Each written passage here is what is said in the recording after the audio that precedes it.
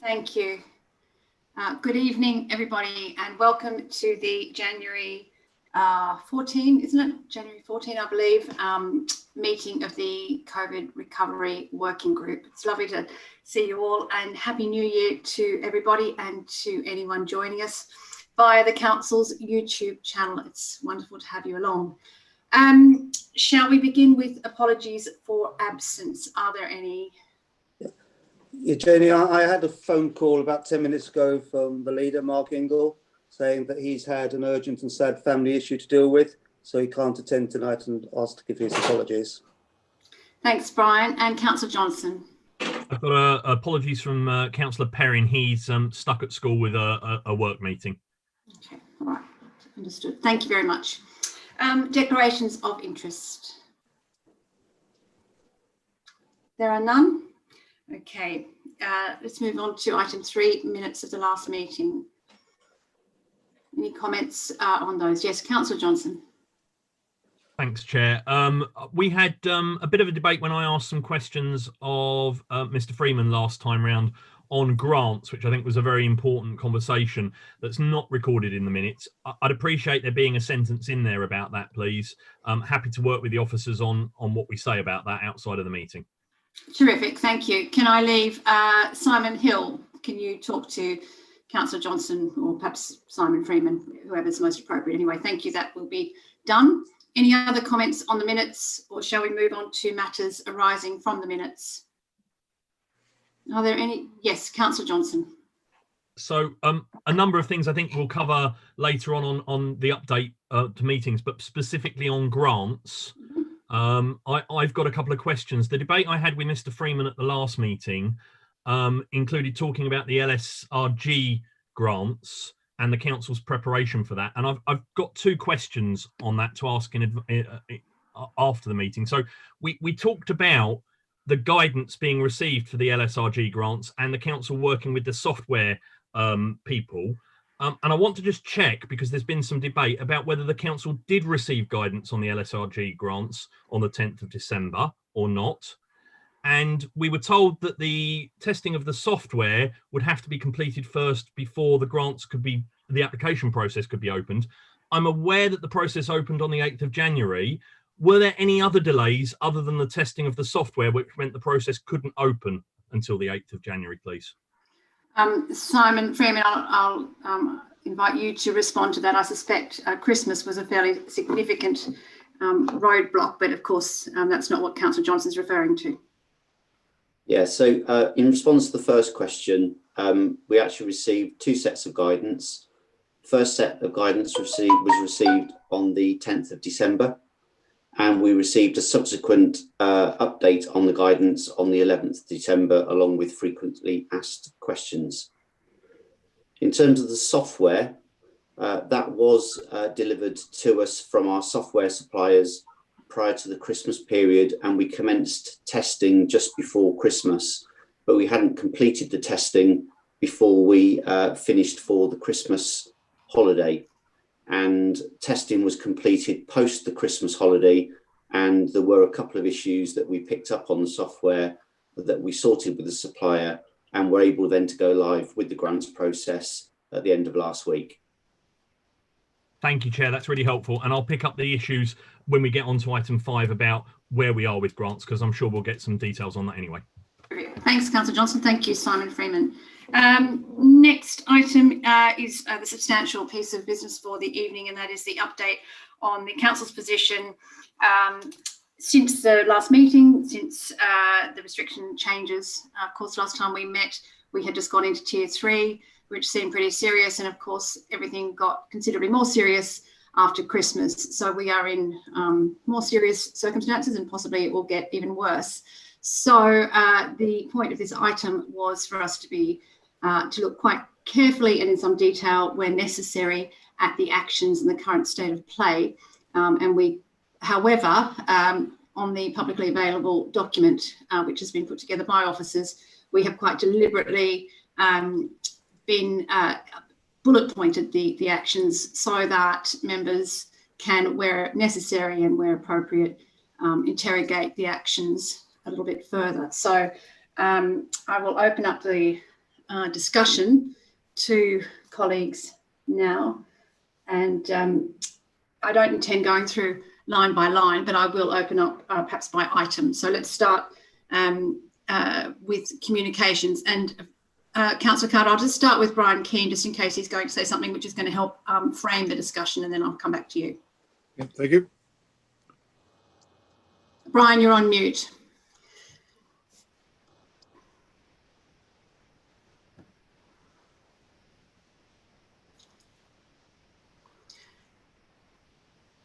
You put yourself back on mute, Brian.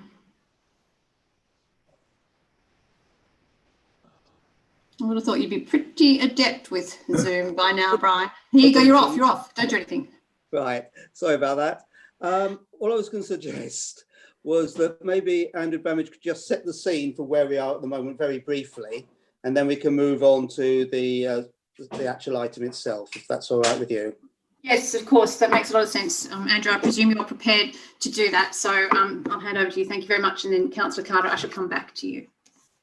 Well, actually, it's a fairly general question. Okay.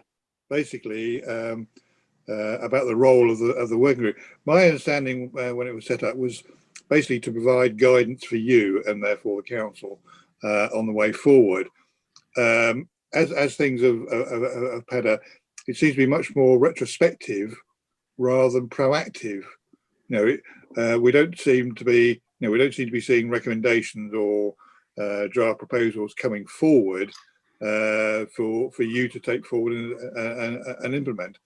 I think that my response to that is that I will speak for myself, and others may have a different view, but I certainly, in my naivety, did not conceive of the possibility that we would still be in such a crisis stage at this point in time, which I put my hand up and say it was likely naive.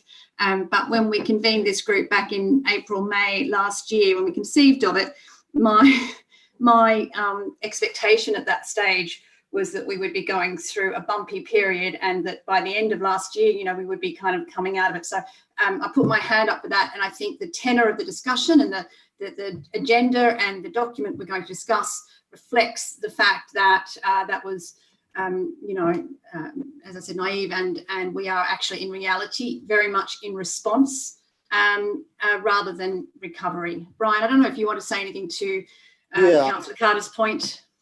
Yeah, I mean, originally, yes, it was a recovery meeting, but all the meetings I go to these days, particularly the SCG, is quite clearly we're now in response rather than recovery.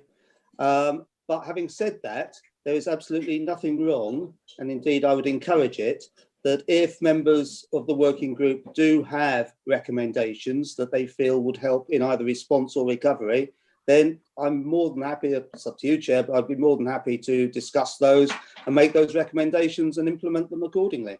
Yeah, well said, Brian. I completely agree. Okay, thank you. Andrew, shall I pass it? Oh, Councillor Johnson, you looking perturbed? Yeah, no, I just wonder, Chair, I think, really valid what Brian says, but I also think Simon has got a little bit of a point. And I know how eager you were at the start for this group to work properly. I wonder, we've been going 9 months. I wonder if there's a call for a couple of us, senior member from each side and the chief executive, to maybe get our heads together to talk about how the group works, how it doesn't work, whether we can repurpose, whether we need to adapt the way we're working. And I just think that might be helpful outside of this forum to do that. I completely agree, Councillor Johnson. In fact, to that point, tomorrow morning at my catch-up with Brian, Friday morning catch-up with Brian, we have agreed that we would have, he and I, a discussion about the nature, role, purpose, function of the group, exactly that, with a view to coming to you for that very purpose. So I think let's call it a case of great minds thinking. Great minds think alike. Great minds thinking alike. But yes, I take the point, and I do take your point, Councillor Carter. So thank you. Now, Andrew Bramage, without further ado. Thanks, Chair. I was just going to give a brief update, really, from the report that we sent out on Tuesday, that the latest of our weekly updates. And to give a bit of broader context to some of the information we're seeing now from Public Health England. I think it's fair to say that the position in Harlow is still fairly serious, and that although we've seen perhaps the start of a reduction in new positive cases as a result of the national lockdown, we're still in the very early days of that. And as the report we sent out on Tuesday said, that for the previous few days there had been, for the first time probably since the beginning of December, actually, a consistent fall in new cases of COVID, and that was across the county and the wider southeast of England, and particularly in East London. Since the figures we sent out on Tuesday showed that the incidence rate at that point, I think it was at 1370. It's been yo-yoing a bit since then, down to 1320, and then yesterday back up to 1353. And it's probably true to say, I think, that the rate of decline in Harlow is at a lower rate than elsewhere in Essex. Harlow is still the highest authority in Essex, including Southend and Thurrock, for COVID infection rates, which is still a worrying thing. I think also the thing to point out is the positivity rate, i.e. the number or the percentage of people who are tested that are then positive for COVID, is still quite high, just over 21% in Harlow. And again, other districts have seen more of a fall in that in over the last week. But the trend that we are in, I think, is hopefully the start of a downward curve in new infections. The other thing I would point out is that what we've also seen is still very high levels in Harlow of infection amongst the over 60 population, and that is running ahead of other authorities in Essex. So where we saw in November and December, the high infection rates, particularly amongst younger people, that now, and particularly in schools, that now seems to have transferred to the older population in the town, which clearly is of considerable concern, because those people will be at higher risk. So I think the overall message is that it would appear the national lockdown introduced at the beginning of January is starting to have some impact on the figures, but it's very early days and the figures are still going up and down. And the rate of fall is perhaps not quite as quick as we would have hoped at this stage. Thanks, Andrew. And just on that, the move to the over 60s being the higher rate of infections, is that, do we think, due to, Christmas mixing and schools being closed? Is there any sort of thought about why that is? Well, I mean, it is obviously impossible to pinpoint exactly where people have picked up infections. Certainly in December, the increase was largely driven through schools, and the fact that the increases have continued after the closure of the schools for the Christmas break suggests that it is a result of household mixing. Okay, thank you very much. Before we move on to the document, does anybody have any questions for Andrew? No. Okay. Oh, yes. Councillor Edwards, apologies. Yeah, I just want to just raise a comment, really. Yes, we are on we're about the 5th highest, I think it is, in the country. So it's not just a fairly serious, it's a very serious situation, it seems to me. And in terms of our messaging, I'm not convinced that in terms of people across Harlow understanding that we're about the 5th highest in the country is necessarily out there.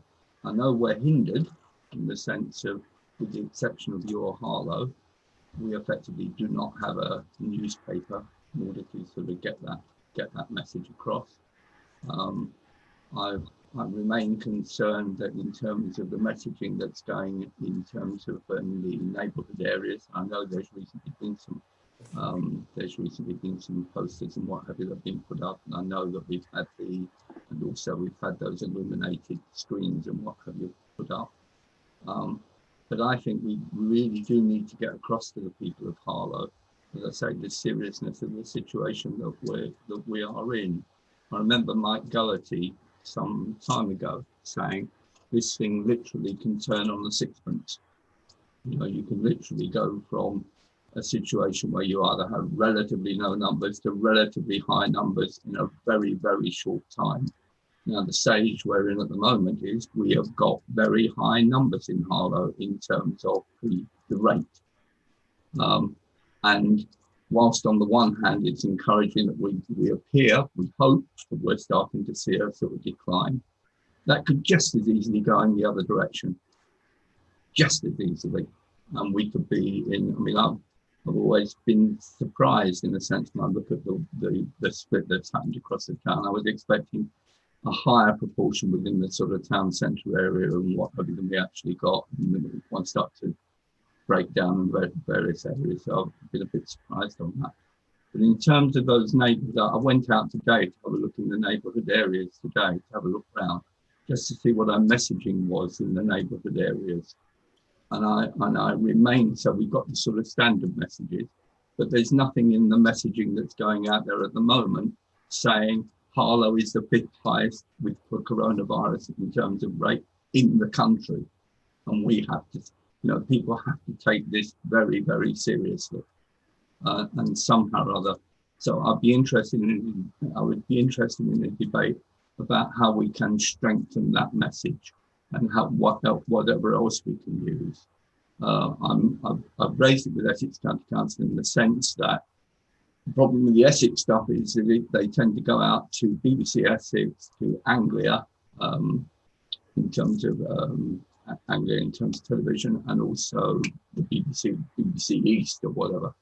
Most of the people who live in Harlow don't get BBC East, they don't get Anglia, they're actually tuned into the London beam, and so they aren't getting the message that way. And if we're not getting the message through the media, as it were, then it seems to me that we have a responsibility to try and take that on and to push it further. That's just a comment.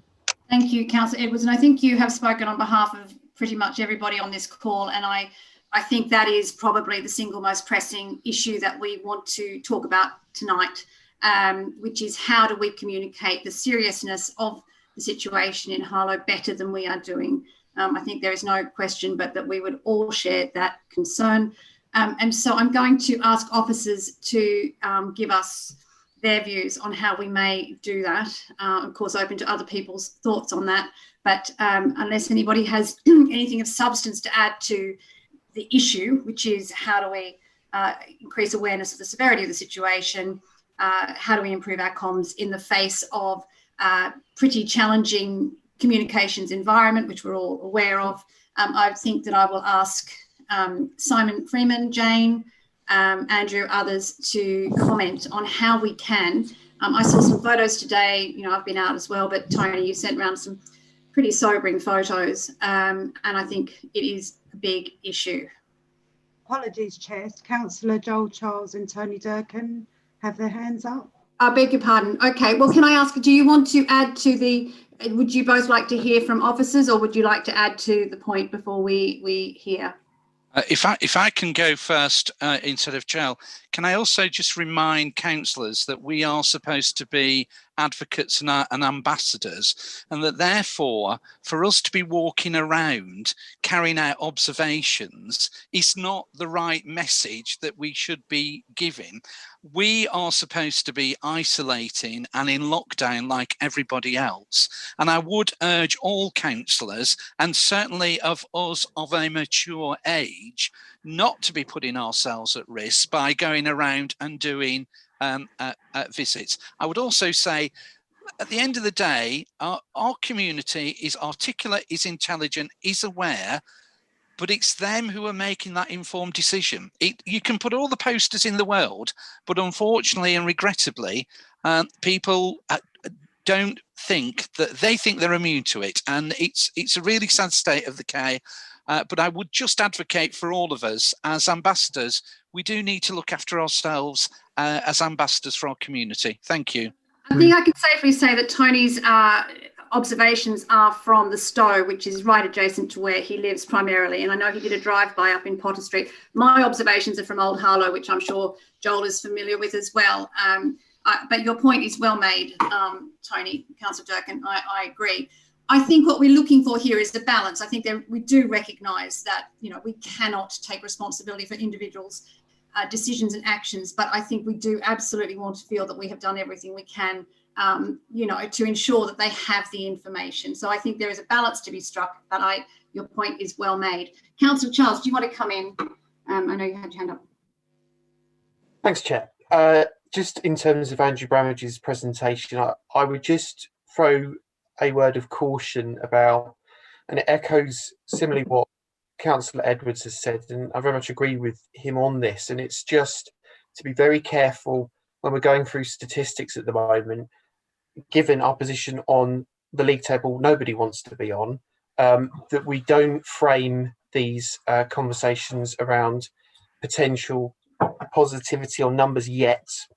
I know that's not Andrew Bramage's intention, and I'm not saying that. We have to be very, very careful at the moment when we're talking about the numbers.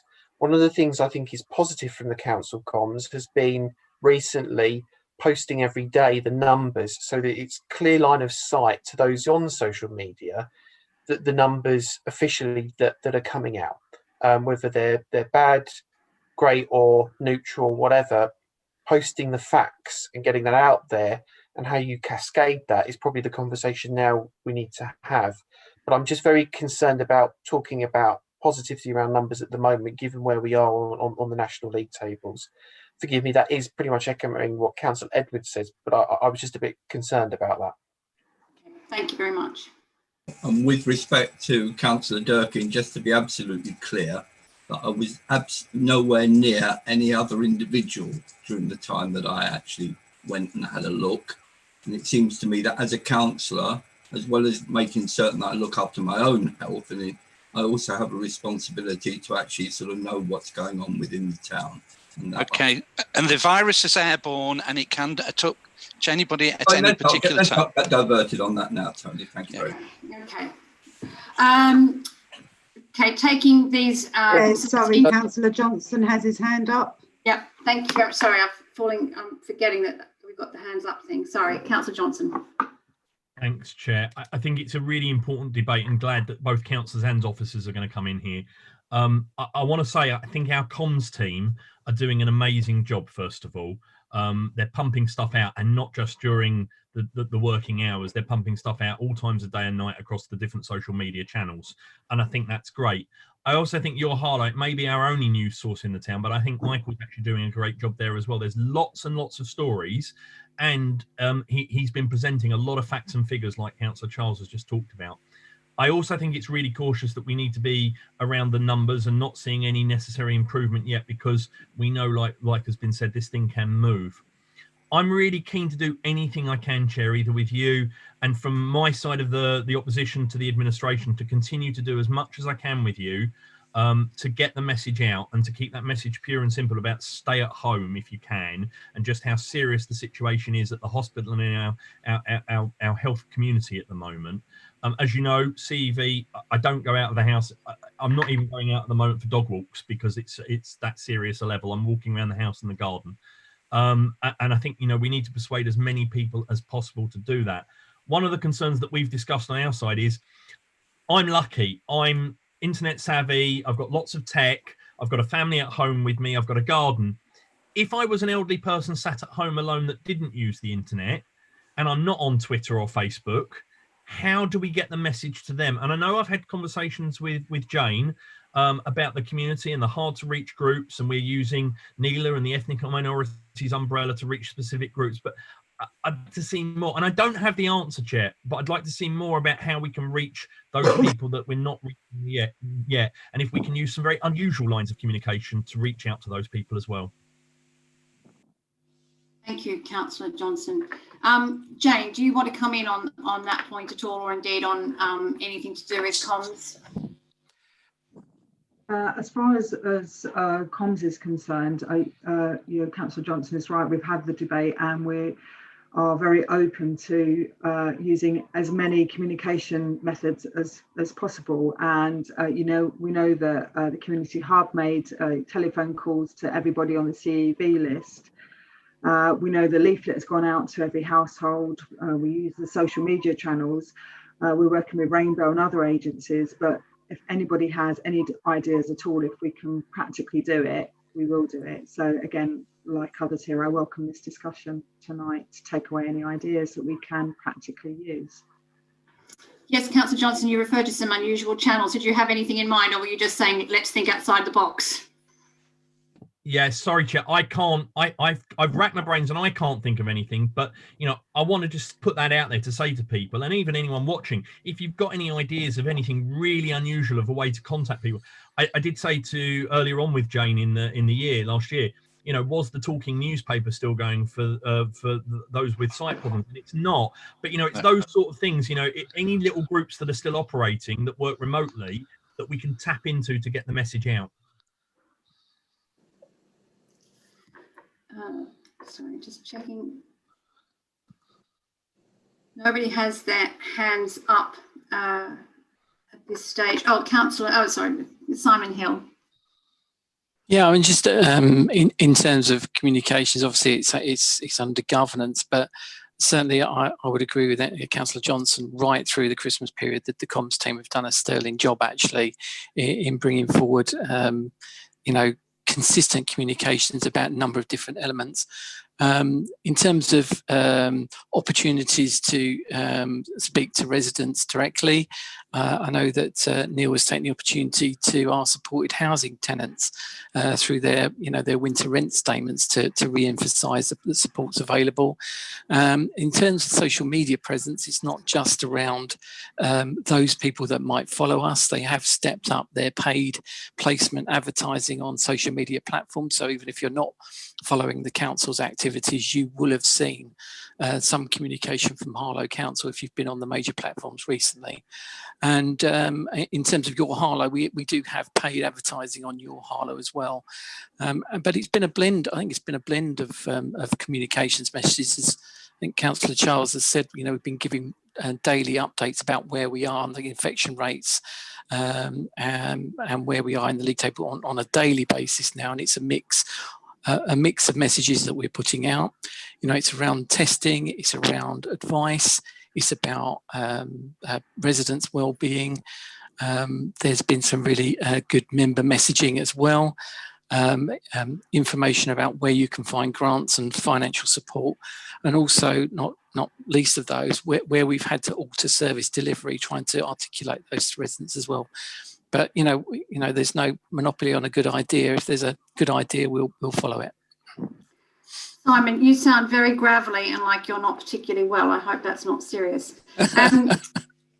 Councillor Watson, I've seen your hand come up, but I just wanted to, I think before I go on, and I don't want to forget this, put on the record, I think Councillor Johnson or maybe Councillor Charles talked about Your Harlow and Michael Casey, and I am sure I speak for every single person on this group when I say the work of Your Harlow and Michael Casey has been really, really key to the communications effort, and he has, been a huge asset. So just to really thank you, Michael, for that.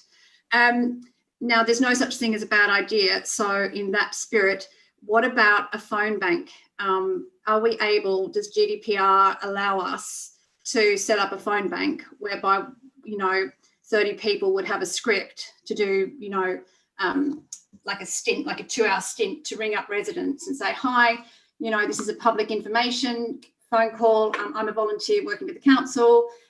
We are very keen to make sure people get the message. And so I'm just ringing to tell you today, I mean, obviously it'd have to be a very carefully crafted piece of communication, but just literally working through the Harlow phone book. Just one thought. Councillor Watson, I'll hand over to you now. Thank you. Councillor Johnson made a point about elderly people not having access to internet. But I think a lot of people in the town probably have very sporadic access to internet from data and fixed. So I think, where we can, phone banking is a brilliant idea, because we know that a lot of people just aren't accessing those online systems. The other thing I was thinking of is, young people aren't in school and they are getting different messages, and I'm sure the schools are doing amazing messaging. I don't have school-aged children, so I wouldn't know what was going on. But have we accessed the Youth Council to see if they can do some social media campaigns and stuff for us? Because I'm sure they access sites that us older people probably don't. I think that's a great suggestion. Thank you, Councillor Watson. Apologies, Chair. Andrew Murray, Andrew Bramage and Jane Greer have their hands up. Lisa, please don't apologise. I'm so grateful to you. Who do I go to first? Andrew Murray. Andrew. Hi, Andrew. Over to you. Thank you, Chair. In search of the magic bullet. Good luck with all of us on that. I'm sure these conversations are had at national, regional, local. Now, I'm going to come at it, if I may, from an operational perspective. I think we were very clear and quick in our response in terms of our adapted service provision, where we suspended most of our frontline services. And why is that? That was to avoid contact. We have to stick to that line. Every day I go, oh, can't we do this? Can't we do that? No, we can't, unless it's an absolute emergency. And we are going to be judged on what we do. So if their neighbour gets something, they're going to ring up, oh, if you get that, if you ring shout and loud, we'll get this as well. So I think it's sticking to the operational lines. So the expectations are lowered in terms of push, as well as some of the other response issues. We've got to be quick in the responses, particularly proactive on comms. I am pleased that members do recognise the work of the comms team, because they do send things at all hours of the day. And we've got to deal with the facts, because there's lots of myths and legends going out, and we've got to cascade that differently. I just thought I'd come at it from a different angle, really, Chair. Thank you, Andrew. I completely agree.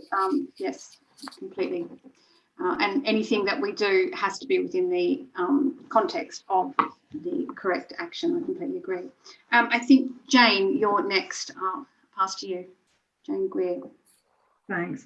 So Andrew's coming from an operational angle. I come from a personal angle, and what has caught my attention really, outside of work. And for me, something perhaps we could duplicate in supermarkets, but coming through the Harvey Centre, in the morning on the way into work, when I do come in, you get this horrible kind of big brotherish type voice telling you to stay at home and keep your mask on, and it's really quite stark and makes me kind of take a breath and think, well, should I really be coming into work today? Could I have worked at home today? So maybe if we could work with Tesco's and Asda's, I don't know, to have a similar kind of announcement booming out while people are doing their shopping. And the other thing that I thought that I think is good, and it's a shame we can't get more, but they're in short supply, is the LED screens. So there's one in Broadwalk, and we've got some more now in the Stonebush Fair and Edinburgh Way. But if they are in short supply, but if you can get the message right on that, and I know Simon Freeman's been trying to deal with this today, but that can really grab your attention as well. So maybe we can do more of both of those things.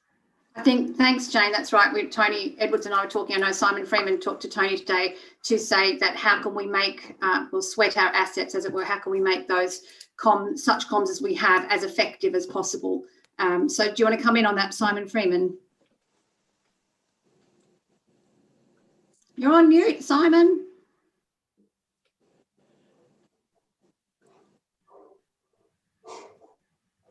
There we go. Sorry, just a bit of a delay there in removing the mute. So yeah, I did have a conversation with Tony, and certainly in terms of the point that Jane has raised regarding the new digital display units that we have, I think we are able to have a reasonable level of control and flexibility about the messages that are cascaded out to the public through those pieces of equipment.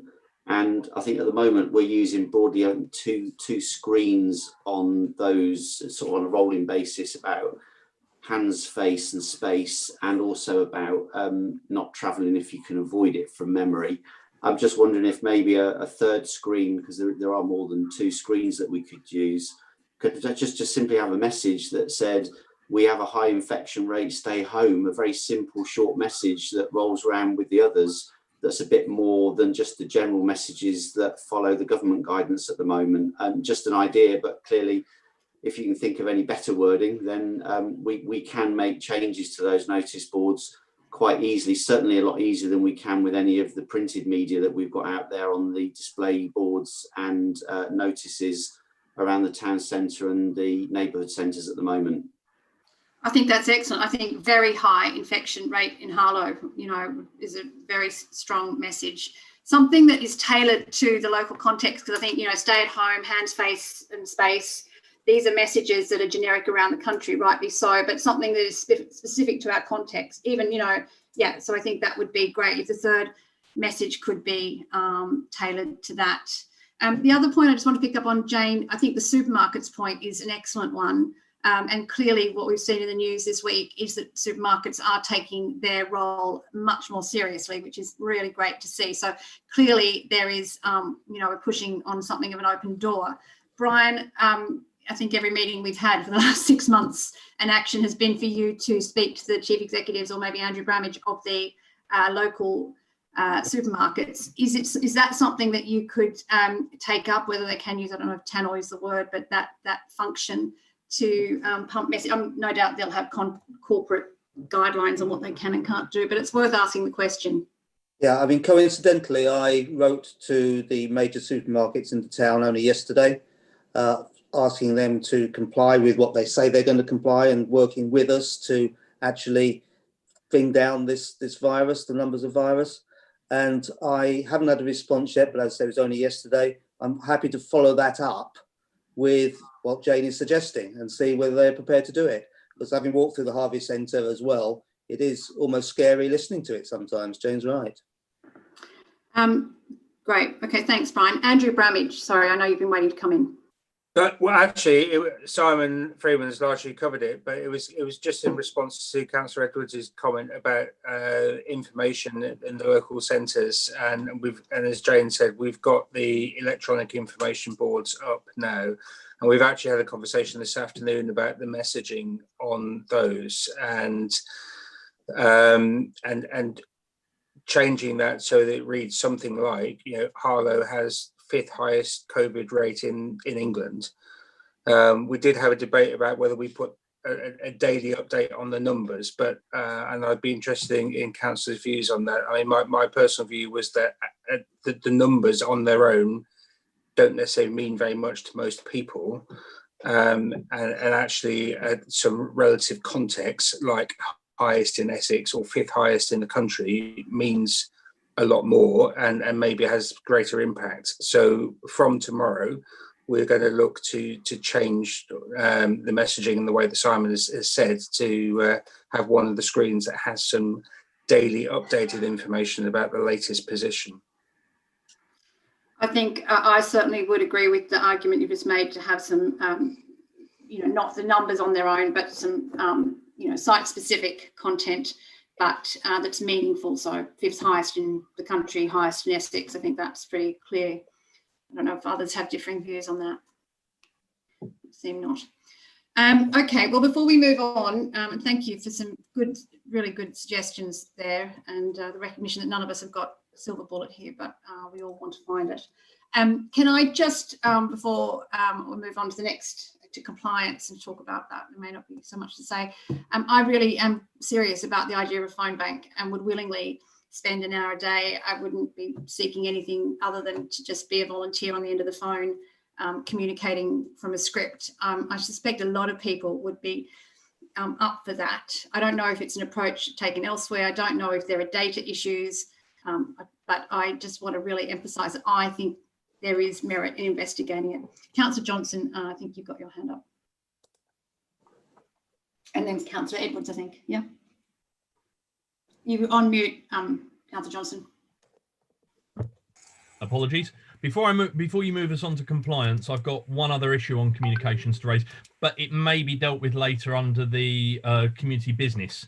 I want to know what the council has been doing about advertising the business grants that I mentioned earlier on. I think I saw something the other night on Twitter, but I don't think I've seen a huge amount of comms. And whilst we're doing loads of comms on COVID, it's difficult to get what we're doing comms on right. When would be an appropriate point to let me know exactly what comms have been done on the business grants and how we can make sure we get the message out to the businesses? Happy to take it either here or in comms or when we get down to the businesses. Simon Freeman, I think that's probably you. Do you want to talk about it now, or do you want to wait till we get a bit further down the agenda? Yeah, I can do, Chair. So mainly social media and the website has been the main communication tool so far. I think the point I'd make at the moment to Councillor Johnson is that, we've been going through this now for, a number of months in terms of dealing with the local businesses. And I think we do have pretty good communication channels with them now, and there is quite a good awareness out there across the business community about the fact that grants are available. I think it might be a bit more confusing about exactly which grants are available to who with all the changes that have happened over the past 2 months. But certainly we have a lot of details for local businesses now that we didn't have before, such as email addresses and telephone numbers. And just as an example, I was going to pick up on it later, actually, when I think Andrew is going to raise some questions about the grants. But I did mention last time at the previous meeting that one of the developments we were looking to implement was a way of speeding up process for grant payments. And that involved a unique code reference for each business that we would send via text message. And we've actually got, so although it's not effectively a comms tool, it is a direct way of targeting the businesses to make them aware that they can actually apply for the grant. So I think that the methods we've got are working well. I don't think there are many that are falling through the cracks that I'm aware of. But certainly if there's any good ideas, again, like we've done on other issues this evening, then certainly willing to look at other options that might be available than the ones that we're currently employing. Okay, Councillor Johnson. Yeah, thanks, Chair, and thanks to Mr. Freeman for that. And I do think contacting the businesses directly with the texts and the emails, as well as a normal comms package, is really good. I'm conscious there might be some businesses out there that didn't apply previously that are still now starting to look, and it's how we simplify things, it's how we get the message out to them, it's how we make it easy to find on our website and things like that. Chair, rather than take up more time here on that, could I maybe have a details of exactly what comms package has been done, what messages have been sent out, and I can take that conversation up with the officers later. Surely. Thanks, Councillor Johnson. Thank you. That's terrific. I think, Councillor Edwards, did you want to have a point before we move on? No, I think it will be dealt with later in a sense. It was just that I was at the Essex HOSC the other day, the Health Scrutiny Committee, and one of the issues that came up there was test and trace. So I okay, well, if it doesn't come up naturally, don't hesitate to bring it up. So next thing is compliance. Would anybody like to raise any issues, concerns, ideas, observations on that topic? I don't know if officers have any insights to share. Are there many breaches of late? I think last time we spoke, there was, the police activity was quite high over the festive season. Have we got any update on that? Chair, certainly in terms of business compliance, we appear to be actually in a reasonably good situation the last couple of weeks. We have had little evidence anyway presented to us of significant non-compliance with the lockdown measures from businesses. We had much more of an issue with that in November when we went into the tier 3 restrictions.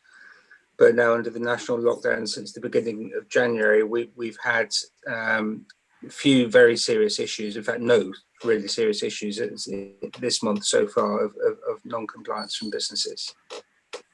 Well, that's very encouraging. I think one area that I've heard about is around takeaway facilities, possibly creating gatherings of people, which clearly are breach of rules. And I believe they're not able to enforce compliance once people have left their premises with a cup of coffee. But clearly, one would hope there is signage and that, at the very least, signage, because I think that is an issue, and I think it's creating a certain amount of ill will amongst the hospitality sector, that there are some that are sort of, really flagrantly outside of the spirit, if not the letter of the rules at the moment. We've taken some action this week actually with a couple of those outlets where actually the seating outside them has now been fenced off, so it is not usable, so people cannot congregate and get a cup of coffee and then meet their friends and sit down outside the coffee shop. That's been an issue we've had to deal with this week, but nothing more serious than that, thankfully. Well, I'm really glad that action's been taken, because of course fencing, cordoning off seating sends a powerful signal that it's not something that can be done, and these signals are really important that we take advantage of those. Okay, all right, well, unless anybody, Councillor Charles, you wanted to come in on compliance, I think.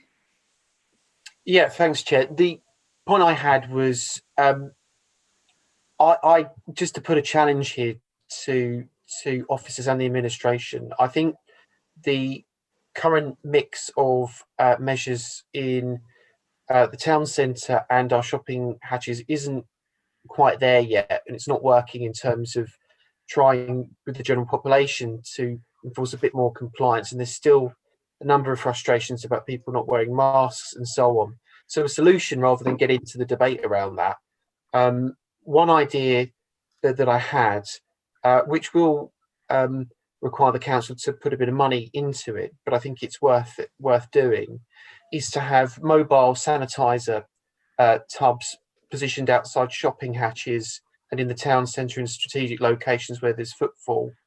That can also help support the communications message, because you can have a big banner up, like Simon Freeman is saying, that Harlow is still in a high alert area, and it's X number of position on the public on the national list for infections.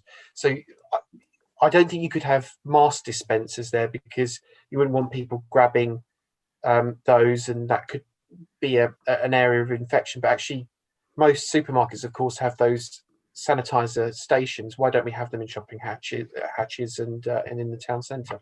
I think that's a fantastic idea. I would fully support that.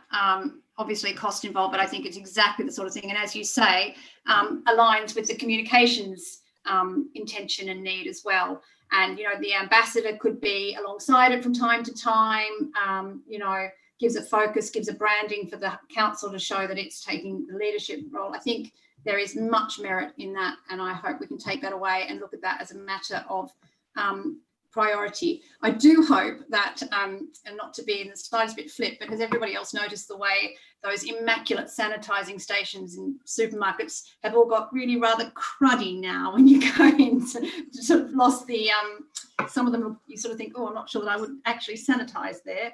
Not so much in supermarkets, but elsewhere. Anyway, thank you for that excellent suggestion. Shall we move on? Sorry, I just checked at least it's not telling me someone's waiting. No, I think that's fine. So council working, internal working, I again, always ensure that when I catch up with Brian, we talk about staff, we talk about morale. I certainly know from my own experience that coming back after Christmas with a workforce in lockdown is a very, very miserable state of affairs, and people, I think, are feeling a lot of pressure. But how are, is there anything to share with us? Anything? We've had the very sad news that we have, in fact, lost a member of staff to COVID, and I think, just to recognise and send all our thoughts to the family. It's a great tragedy, and one of all too many in the town. But does anybody, I think Councillor Johnson, you have your hand up to come in on this point. Thanks, Chair. And fully agree with what you're saying about our staff being wonderful, and very sad to hear of that loss to the council community. I've got two items to raise under council. One specifically that's mentioned in the report, which is playgrounds, and one that I haven't really got anywhere else to raise it, which is bin men. So firstly on council, on the playgrounds, I feel a bit like quoting Anne of 1,000 Days here to Thomas More with, you told the king what he could do, not what he should do. And I'm going to disagree with my government here. Just because playgrounds can remain open, I don't think when we're that high an area, they should remain open. And personally, I'd like to see you take a decision as soon as possible to close the playgrounds in the town. I think it encourages mixing, it encourages people gathering together.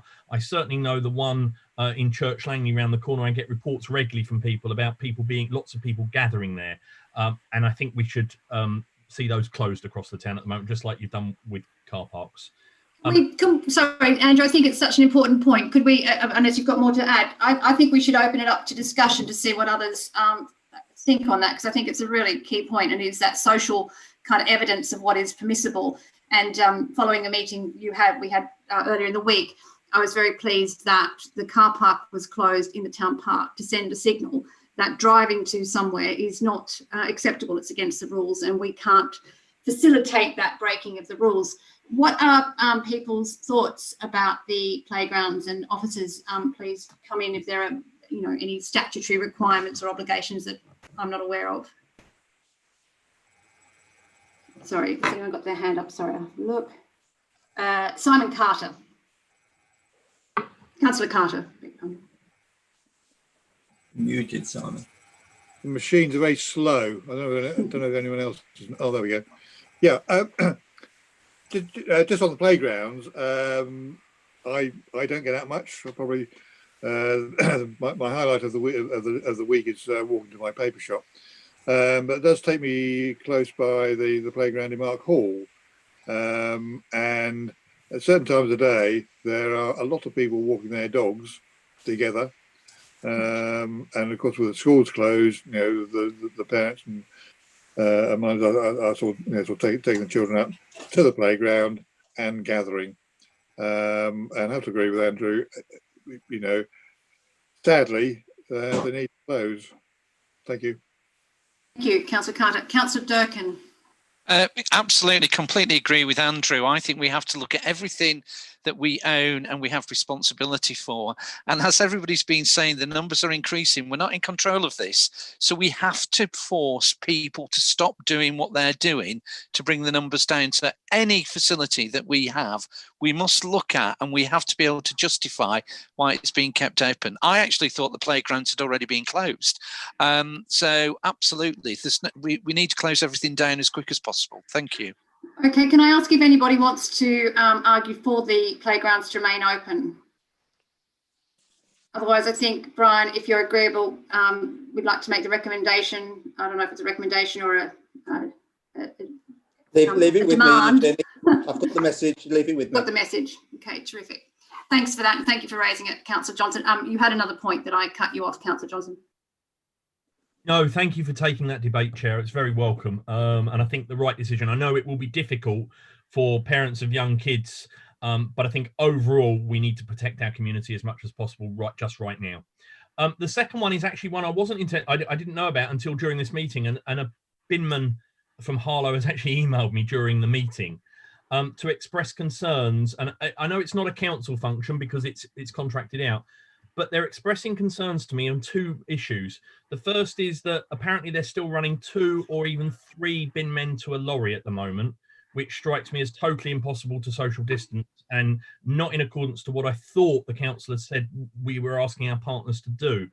And the other thing, I know we've been incredibly fair and generous with our council staff and are trying to support any council staff that's off. Bin men have got it really bad at the moment, and apparently they've been told that if they take time off to isolate for COVID, they will only receive statutory sick pay. Now, can someone from the council administration let me know if that is actually true, and that's what our partners in the who have got our bin contract are saying? If it is, I think it's totally unreasonable, and I think we should be having some board level conversations with them if that is the case, because these guys do an incredibly great job that I personally wouldn't want to go anywhere near. I think they're under a lot of pressure, and I think they deserve as much support from our community as possible right now. Thank you, Councillor Johnson. And I'm going to ask Brian who should take that, but I also want to just agree with you and say I think we probably all saw the communication, excellent communication from our comms team over Christmas, alerting people to the issues that the bin men are facing with more people being at home. The streets are much more congested and it's making it much more difficult for them to do the collections in a timely fashion. And they are often having to go back on 2 or 3 times to an estate in order to access bins. I think when the story of the unheralded heroes of COVID is told, the bin men will be among those. And I completely agree. And I'm very interested to hear officers' views on what Councillor Johnson has raised. Brian, who should I go to for that? You can ask Andrew Bramage whether he knows about it. Sorry, Andrew. Yeah, no problem. Well, I'll look into both those issues in the morning, Andrew. But certainly my understanding is that on the absence issue, if people are self-isolating out Veolia, the national agreement that Veolia have is that people are then effectively put onto a furlough arrangement and receiving 80% of their pay, not statutory sick pay. So that's not my understanding, but if that's the case, then we will look into that. And on the issue of numbers, the changes they introduced last year were no more than 2 in a cab. Quite often now what they do is meet other staff out on the road, so people are not congregating at the depot. That's become standard practice. But again, I'll check into that issue about the numbers, because that's not my understanding of 3 in a cab. Thanks very much, Andrew. And Andrew Murray, I think you want to come in on this point. Yeah, I just want to mention a couple of bits in response to Andrew B and Andrew Johnson. And I know we have Simon Carter. It's worth remembering the help that HTS P&E staff are giving the Veolia staff in terms of emptying the bins. It goes unnoticed, but that will help with trying to get a balanced social distancing job done. I just wanted to mention the HTS group and our thanks to them and their staff to support Veolia. Absolutely, Andrew, thank you for that. And I know from some casework that I've done that many HTS staff have really gone beyond the call of duty in the last period of months to assist with residents, and all manner of things. So yes, thank you to our HTS workers. Would anybody else like to come in at this point? I was looking for a message from Lisa. No, it doesn't look as though anybody has anything to add on that. But again, some very good thoughts and actions to be taken on the strength, and thank you. Well, that brings us, actually, it was a beautiful segue, Andrew Murray, onto HTS. Is there anything other that you would like to, Councillor Charles, did you want to come in before I move on? Yeah, sorry about that. That was my fault for putting my hand up late. This is focused on council operations at the moment. One of the points forgive me for being a broken record on this, but something I've raised consistently ever since the first lockdown is looking at repurposing a range of talents in the council to establish in effect, a pandemic unit to focus on difficult challenges and capacity issues. I mean, obviously we've got the community hub and what that can be used, and I've already talked about that in the previous weeks publicly. But to me, now is really the time to give that some serious thought, because it may help focus minds on some of the strategic and tactical issues that we've got coming up, because we don't know where the next 6 months are going to lead. We hope it's going to be more positive, but we have to, in the short and medium term, I'm talking about, focus on the realities that we've got now, and how a unit like that could be quite effective if different parts of the council collaborate a bit more in that type of a unit.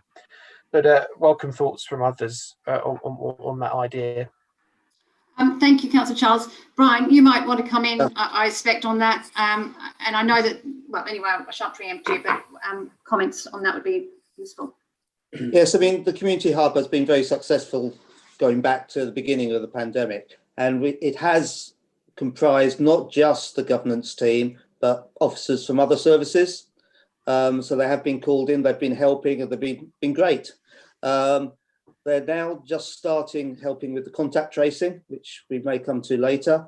So that's an added bonus for them. They're also talking about helping children and families. So it is not just sending out food parcels and prescriptions. Indeed, that is lesser their work now than it was before.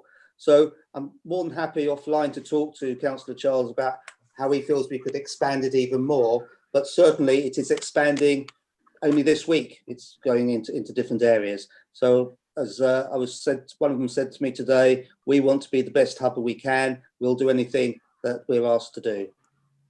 And forgive me, Chair, if I may, very quickly, just very quickly, thank you. Not to labour the point, and I think you're not getting what I'm saying, Brian, and I don't mean that in a. I recognise what the community hub is doing. It's nothing about that. It's about an individual from housing, say, if there are particular housing issues, which actually we're going to come on to some of those issues, and there are some questions around that.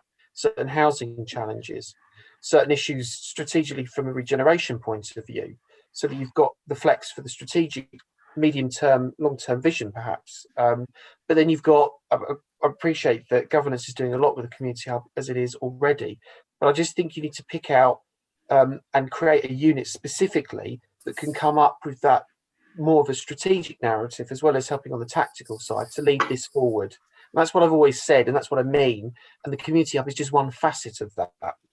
Yeah, if I may, Brian, before you come in, I took that to be your meaning something higher level, and I think that actually, Brian, as I understand it, the SMB is, fulfilling that function in no small part. But I would be very happy to be part of, and we talked at the start of this meeting about us talking about the role and function of this particular group.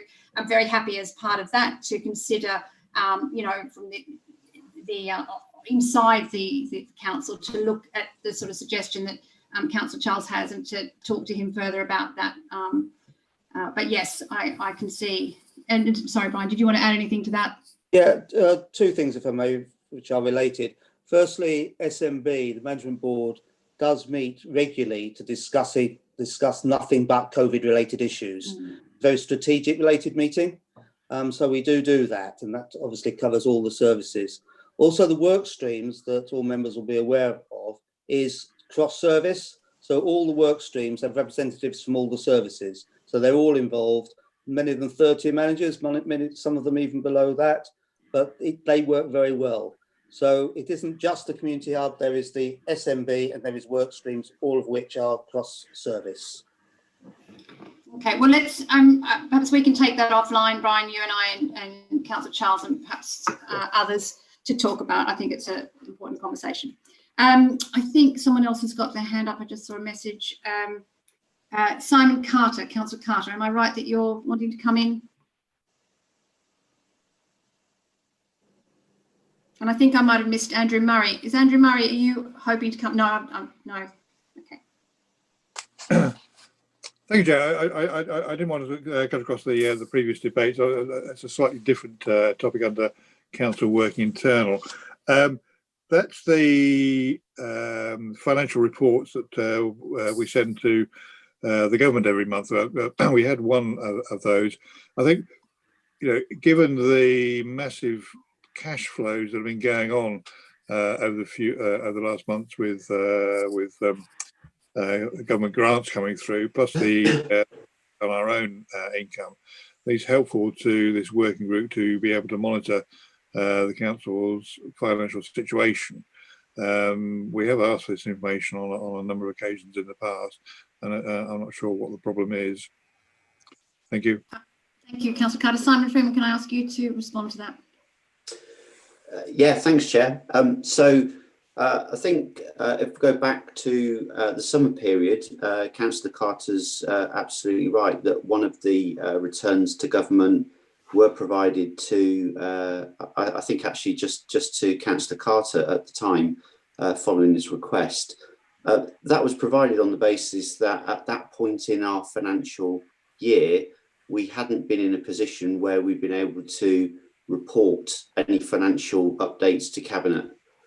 We've moved past that point so far, and we have reported on 2 separate occasions now to Cabinet with an update on the Council's current year's financial position, including the impacts of COVID.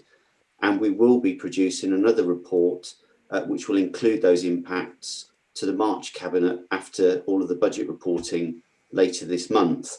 I can understand the request from Councillor Carter for the returns, but actually the reporting that we provide to Cabinet provides a much more contextual framework around the impacts that the COVID situation is having on the council. The returns themselves are actually a little bit of a dry document that doesn't really give you that context or really explain the implications in the wider context of the council. So I'm trying at the moment to focus our reporting through the Cabinet reports that we do bring to the quarterly Cabinet meetings in our normal practice. And clearly, if there were any major concerns that I had, I would report them either as a matter of urgency to Cabinet or, if necessary, through this group. And I don't have any significant concerns at this point to raise with the working group. I think everybody's aware of the support that the council is receiving and continues to receive, and the pressures and issues that the council has been experiencing through the reporting that we took to Cabinet only as recently as December.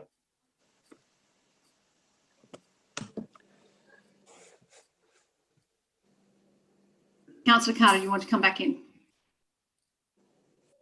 Thank you, Chair. It is a very dynamic situation that we're going through at the moment, and you know the situation is all changing all the time. This is a return which is prepared for government. I'm not sure what the issue is about just pressing a button and sending the report round to the members of this working group on a monthly basis, so we can see for ourselves. I'm not sure what the reluctance is to release that. Waiting quarterly, you know, it probably takes about 6 to 8 weeks after the end of the quarter before the performance reports are made public. By which time, it's out of date, as I say, in a dynamic situation. We've had the information once. Why can't we carry on having it every month? Well, I think I will talk to Brian tomorrow about that, Simon and Simon Freeman. I think this may be a situation where someone's not going to get the result they want, but I'll explore it further tomorrow, and your concerns are noted. So thank you. All right, we're still on. Sorry, my iPad keeps closing. We're still on HTS operation, I believe. I think if anybody has anything else to add, otherwise I'm going to move on to business and community. And obviously, we've touched on quite a number of this. Sorry, Chair. It's Andrew Murray. Just some context, really. We meet every 2 weeks as part of one of the recovery group strands, and members of the shareholder requested 2 additional meetings COVID related to report for HTS Group and HTS P&E et al. To report back, and that meeting will be held in February. I just want to make members aware of that, of the group. So we are, as part of the council stroke HTS Group recovery operations. Thank you, Andrew. Sorry, I hope I didn't miss your hand up there. Thank you. That's excellent. It also reminds me that I wanted to say an item or so ago on the communications to business. And again, we might come up with this later on, but we have the second of our breakfasts with the Chamber of Commerce, which was well attended last time. And I can't remember the date off the top of my head, but I will ask Andrew Bramage if it would be possible to have that date circulated.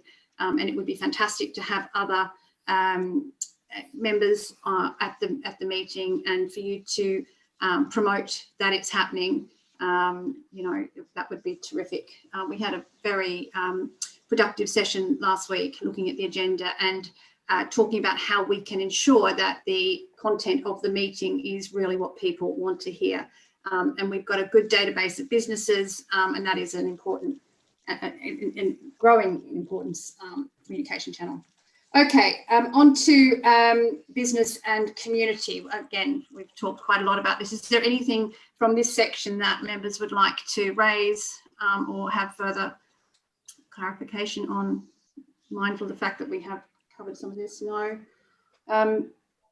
In that case, I want to say I'm delighted that the funding has gone to Harlow Saves. That's fantastic. Councillor Johnson, and then I think Councillor Charles, or forgive me if I've got the wrong way around. No, that's okay, Chair. Whichever order you want. I obviously have asked a series of questions on business grants, and you know it's a particular thing of mine. I've got 4 questions. 3 of them are all linked together. So if you don't mind, I'll ask them all at once. Yep. And that's, we opened the application portal for the all the grants again on the 8th of January. I'd like to know how many grant applications have been received up to today, how many grant applications have been processed up to today, how many have been paid up to today, and for all those that haven't yet got their money that have applied, when are we looking at a deadline for those being processed and paid? Thank you very much. Okay, is that all the questions? Is that the 3 questions in one? Yeah, okay. Simon Freeman, were you, I think, perhaps prepared for this and able to answer it, which everyone will be glad to hear? Well, I suspected it might be a topic of conversation, so I do have a few facts and figures available for the working group this evening. So since we opened our LRSG and ARG application process at the end of November, 23rd of November, we've received around 510 applications to date, and so far as at tomorrow, we will have paid 303 of those applications, and we sent on Friday, as I've mentioned earlier, for those organisations we identified that we thought should be making an application, we sent 168 direct communications to encourage them to use the short application process that we created prior to Christmas. So as at tomorrow, we'll be just short of paying out £500,000, and we will have around about 170 applications that we're still processing. Now, one of the things that came out as well yesterday, just to add a little bit more work to the queue, is obviously the guidance came out yesterday for the new lockdown grant payments. But as a result of the work that we've been doing with our systems providers during the early part of December, we think that we will be in a position to actually physically start processing payments for the 6-week lockdown period that we're currently in, with effect from tomorrow, based on the businesses that have already been eligible for any grants up to the 4th of January. So there won't be a process for them to go through, they will be paid. And as any further applications come through for the grants prior to Christmas that we haven't yet paid, if they are eligible, they will automatically be included their 6-week lockdown payment in their payment process. So again, that will massively now speed up our ability to pay the businesses that are in the application process. Clearly, I can't guarantee when those payments will be completed. There is a requirement for certain information to be provided by the businesses, and we can't finish off processing applications until all that information is available. So while I like to say that they'll all be paid by the end of next week, that isn't likely to be the case, but we will continue to pay them as quickly as we can now, once we have all the complete information that we require as stipulated in the government schemes. Thank you, Simon. And Councillor Johnson, you want to come back in, but I just wanted for my own clarification. Do you mean that if businesses are eligible for the second grant, they don't have to make a new application? It will be covered off in the first application?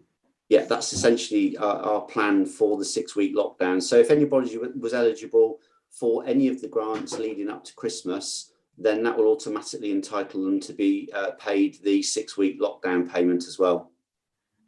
That's very good to hear. Councillor Johnson.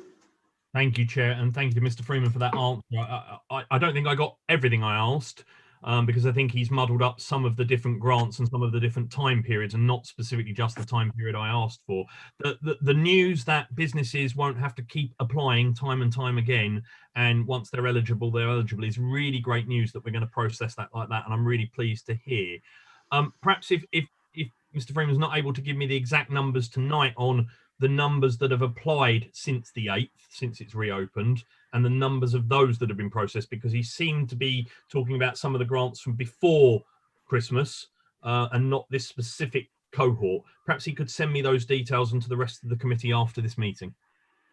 Simon, do you want to come back on that now, or are you happy to follow up as Councillor Johnson Yeah, suggested? I'll just follow up post the meeting and provide some information direct to the working group members. Thanks. I think we'd all be glad of that. And just one question, Simon, is there any call for additional capacity to speed things up? If we, if we put some more manpower, if we allocate additional budget, would that be helpful, valuable, or is that not the issue?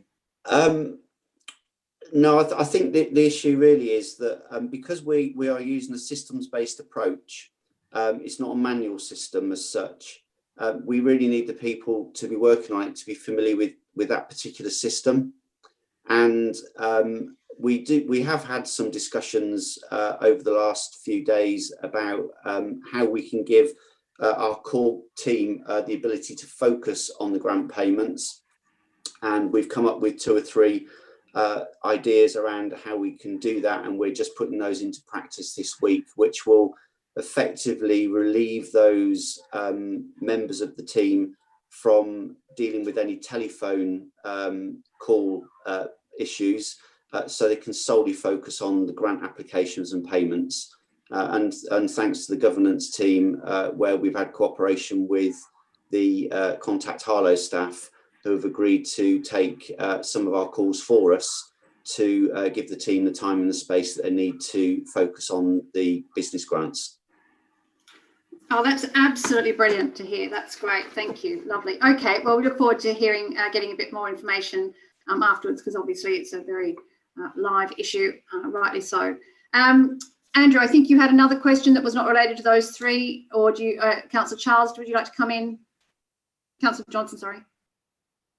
No. Okay. Councillor Charles. That included all my questions, and I'm happy to receive the details ASAP from Mr. Freeman. Thank you. Councillor Charles, would you like to come in now? Yeah, thanks, Chair. Just a question for Jane. I've had contact from several of the voluntary groups over the last week about their efforts, and one of the concerns they relayed back to me, and I appreciate that there are regular calls and everything like that with the voluntary sector, so I'm not talking about that, but one of the concerns they had is the drop-off in volunteers, and a request, and it does tie into the conversation, but I wanted to raise it under this specific area because I appreciate, Jane, you're close to this. They would strongly encourage the council to do some more proactive comms around promoting volunteers. I know that's difficult given the stay-at-home message, but we've had some fantastic examples that have been highlighted by your Harlow of volunteers getting out there and supporting the local community in a very difficult situation. So that has been the theme of the conversations I've had over the last week, and it's just so you're aware of that, but I'm sure you already are. The other point to this, in terms of the voluntary effort, I understand that there has been some difficulty logistically to get out certain food parcels, and I was encouraged to be approached by, as were a number of councillors, inter-district across Epping and Harlow, by a business that is keen to support and has supported the council before, and other charities in the town. So I just welcome a conversation about that, and it's just that ongoing push to obviously, as we all do, celebrate the volunteers. But I'm just replaying back the conversations that I've had over the last week with them, and just a bit of an anxiety there, and I can understand that. Yeah, and I know certainly that I've heard some concern, not a lot of concern about volunteers, but of course a lot of volunteers that we had in the first lockdown aren't available anymore. I actually have a call with Rainbow Services with Gemma tomorrow morning, so I'll pick up that conversation with her. But of course there are other voluntary organisations as well. It's not just Rainbow. I hadn't heard, also had a conversation with Essex County Council today and the CCG, and there's a big drive across Essex for call for volunteers for for everything from helping at vaccination stations to, so it will get caught up within that. So it's an ongoing conversation. The food parcels, it hadn't been reported to me that there'd been an issue with delivery. So again, I'll pick that up tomorrow. And if there are other organisations that can help, then if you can give me the details, then I will put them in the loop so that we can make sure we can use them as and when necessary. That'd be really helpful. Thank you both. I think, as you all know, I have a close association with the food bank these days. My husband now works there, and I know, just to the point about volunteers, one of the issues is, of course, that volunteers tend to be 60 and over, and they've had to ask a lot of their volunteers not to. They've just had to take some decisions about the safety of those volunteers, given what we know about the infections. And I think that is a bit of an issue, and possibly having an effect on the volunteer community as well. Okay, well, I think anything else on this item before we move on to the last topic, which is testing and vaccination. And we've had a number of briefings this week, representatives of this group. So I think we know that there is a lot of activity going on, not all of it as yet being made public, but I think that I feel positive on the strength of the meetings that I've been privy to about the actions being taken by the CCG, by the collaborative working, by the plans that are being developed, and the possibility that we are going to have large swathes of our population vaccinated before too much longer. Brian, I don't know if you want to talk about this, because of course you are closest to those conversations. I think if there's anything that you feel that we should share with the group in particular.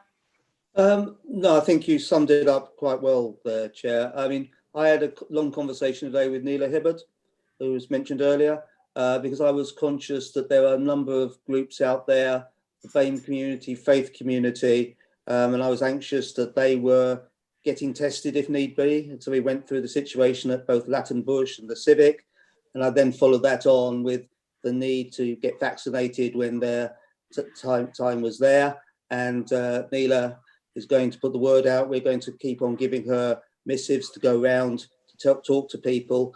And we also discussed those people who are very hard to reach. We know they exist, but they're not engaging. And we're talking about ways of actually engaging with those for testing, vaccination. And of course, one of the most important issues is that if you have to self-isolate, you've got to self-isolate. And that is a very difficult one. It's a nationwide point, but we all know that unfortunately there are people who should be self-isolating, but for whatever reason they're not. And that is a very difficult issue, and it's a national issue, as I say, but one that affects Harlow as much as anywhere else. Thanks, Brian. Councillor Edwards. I've just unmuted myself. Just briefly, I was at the Essex, well, not at, virtually at the Essex HOSC meeting the other day, Health Scrutiny, and Councillor Spence gave us a briefing. One of the questions that I asked whether there were any issues that you felt that we as a district council could be there are any issues that we could be supportive in. The only thing he came back with was around us staff being involved in terms of the tracing. And I know that prior to Christmas we talked about that briefly.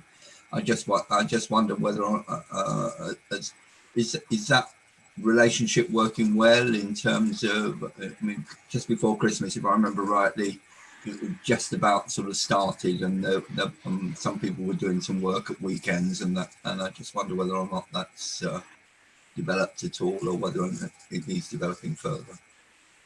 It has started, but Andrew Bramage will give you more detail on that. Andrew. On the contract tracing. Yes. So, yeah, we've picked that up before Christmas, relatively low numbers, but that's grown quite a lot in the last couple of weeks.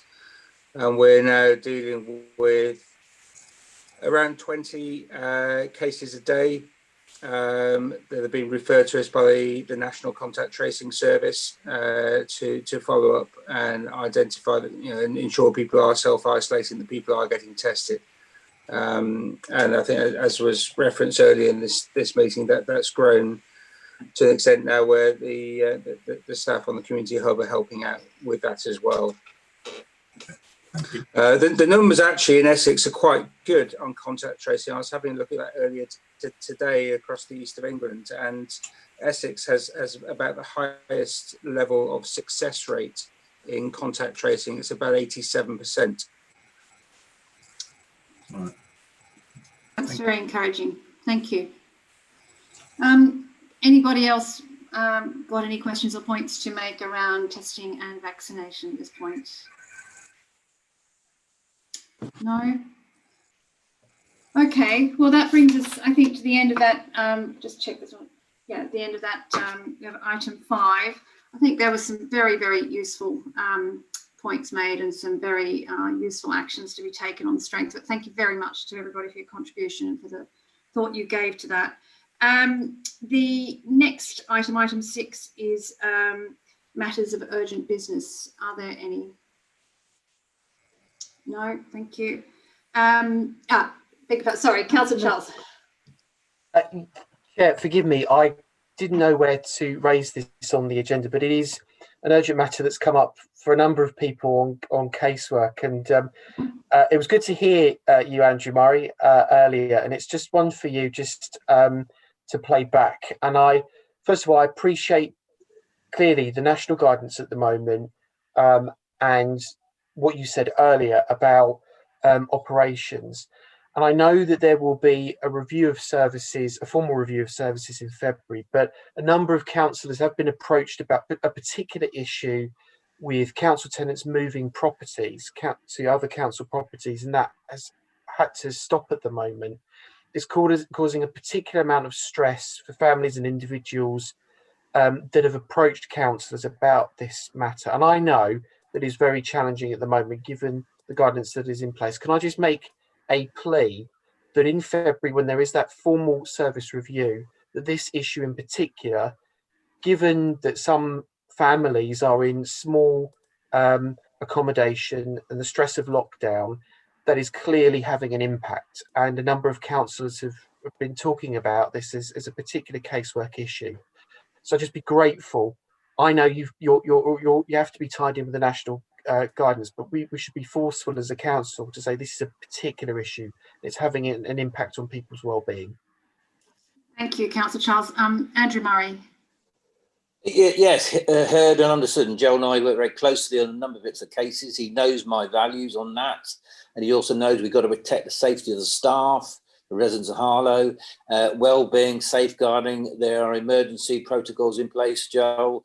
Each case is considered its own merit. You should have confidence that we're dealing this in the right way. And finally, yeah, we will review that. And just to reiterate what I said earlier, this was a big decision, Joel, that we had to make, and that's to protect the staff as much as the residents of Harlow. And I'm pleased that we had to take that decision. Can I just clarify for my own benefit, Andrew, you mean the decision to put a halt to... Yeah. Lettings. Yeah. Of course, yes.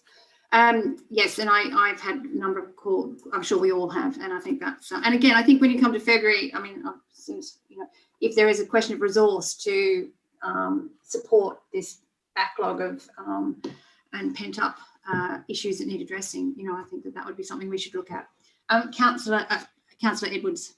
Yes, recently there was I think yesterday, on the BBC News, there was the issue around preschool meals over the half term and the fact that they're looking to process, if I remember rightly, payments to families via district or via councils rather than schools providing either schools or there being preschool meals during the half term period. And given that the half term is not that far away, have we had any thoughts on that, or has that actually been formally raised with the councils? And have the council been formally notified on that matter at the moment? Have we been notified, Brian, Jane, others? I'm not aware that we've formally been notified, but as I said earlier, that we had discussions today about providing food for families and children, and those discussions are ongoing. So I'll update you once I get more information. Thank you. Thank you. Any other matters of urgent business? Checking this is not something that's great.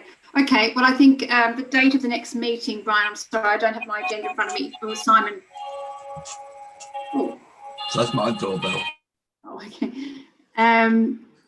Is there a date set as yet, Brian, or are we going to? I'm sorry, I don't have my agenda in front of me. Might have it on it. Simon, have you got your agenda?